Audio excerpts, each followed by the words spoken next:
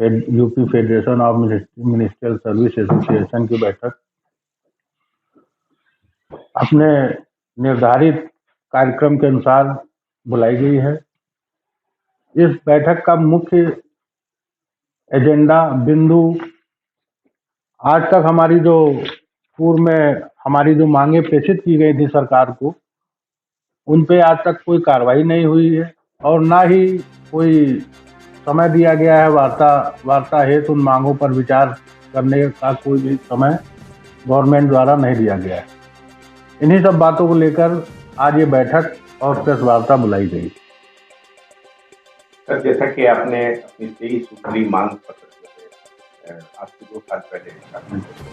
जी sir, उसके ऊपर कोई सकारात्मक जो हमारा मांग पत्र जून 2022 में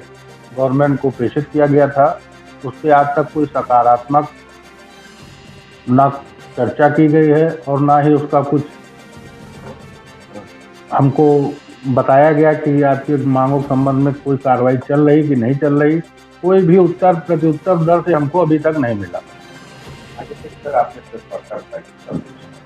इसका उद्देश्य है जो हमारी 23 सूत्री मांगे थी पूर्व की और जो अन्य भी 2 साल में जो हमारी मांगे घटी बढ़ी हैं, जो संशोधित एजेंडा हमारा या बिंदु हैं जो उनमें समाहित किए गए हैं, उनको लेकर हम ये प्रेस वार्ता कर रहे हैं। इस प्रेस वार्ता के बाद हम एक 23 तारीख को सम्मेलन लखनऊ में बुलाने जा रहे हैं, जिसमें लगभग हमारे 25 डिपार्टमेंट हमारे साथ होंगे और 25 विभागों के जो हमारे अध्यक्ष मंत्री हैं और सदस्यगण हैं वो उपस्थित होंगे। वे अपनी मांगे रखेंगे जो और एक कॉमन मिनिमम एजेंडे के तहत उन सभी मांगों को समाहित करते हुए एक आंदोलन की रूपरेखा बनेगी। उसके अनुसार ही अगला कार्यक्रम निर्धारित किया जाएगा। तमाम संगठन पुरानी पेंशन बहाली जी आंदोलन रखते हैं और आप लोग तो सर 2024 का चुनाव जो है 3 महीने होने वाला है, सर क्या देखिए, हम 3 नवंबर 2023 में पेंशन बहाली को लेकर दिल्ली भी गए और लगभग अपने 15,000 कर्मचारियों के साथ फेडरेशन ने वहाँ अपनी अहम भूमिका निभाई, जिसके लिए मैं अपने सभी संबद्ध विभागों के अध्यक्ष मंत्रियों को बधाई देता हूँ। और इस समय जो आने वाला चुनाव है 2024 का, उसके मद्देनज़र हम चाहते हैं कि गवर्नमेंट हमारी बातों को सुने, समझे और उस पर हमारी जो उचित मांगे हैं, हमारी कोई अनुचित मांग नहीं है। हम 60 साल तक सेवा करते हैं, उसके बाद अगर हम पेंशन की बात करते हैं तो क्या पेंशन देना क्या अपराध है, क्या अन्याय है? हम ये गवर्नमेंट से जानना चाहते हैं कि जब 5 साल के लिए एक विधायक या सांसद या कारपोरेटर चुन लिया जाता है, उसकी पेंशन निर्धारित हो जाती है आजीवन और 60 साल तक कर्मचारी अपनी पूरा जीवन उसको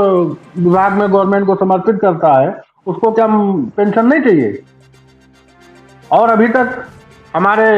जो भी पूर्व में कई राज्यों ने करी वहाँ समाप्त कर दी गई, तो ये सब बहुत ही खेद का विषय है। अगर कोई पेंशन के संबंध में बात करता है तो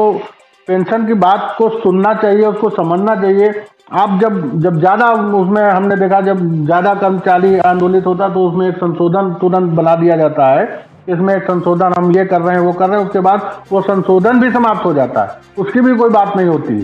तो आने वाले समय में 2024 में कर्मचारी अवश्य इस बात को